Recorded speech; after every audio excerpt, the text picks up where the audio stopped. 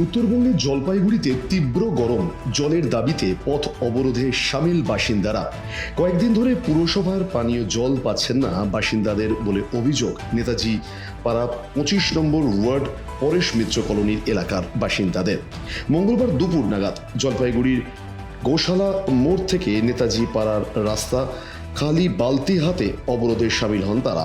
এই তীব্র দাবদাহে এরই মধ্যে ছোট থেকে বড় বাচ্চা কোলে পানীয় জলের দাবিতে পথে সামিল হয়েছিলেন স্থানীয় বাসিন্দারা।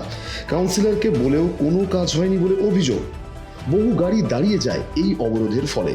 প্রচন্ড জলের অসুবিধা, আমাদের সংসার আছে, সমস্ত কাজ করতে পারি না, কিচ্ছু আমাদের জল বেরা হয় না। কারণ আমাদের বাড়িতে এত টাকা দিয়ে জল নিচ্ছি, বাড়ির রাস্তা যেতে না আসতে হয়, সেই কারণে বাড়িতে জল নেওয়া।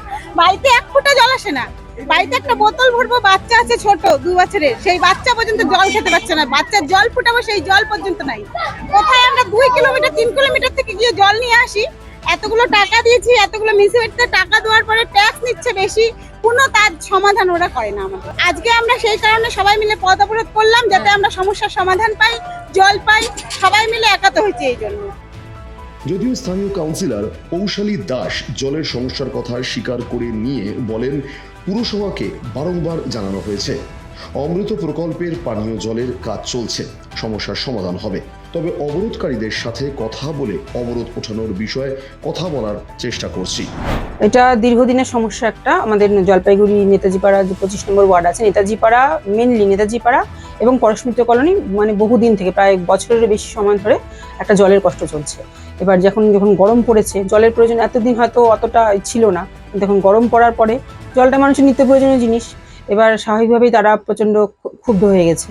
এবার এটা আমি সমস্যাটা বারংবার জানিয়েছি মিউনিসিপ্যালিটিকে। মিউনিসিপ্যালিটি আশ্বাস দিয়েছে সেই হয়তো মানে আমাদের সমস্যা সমাধান করার।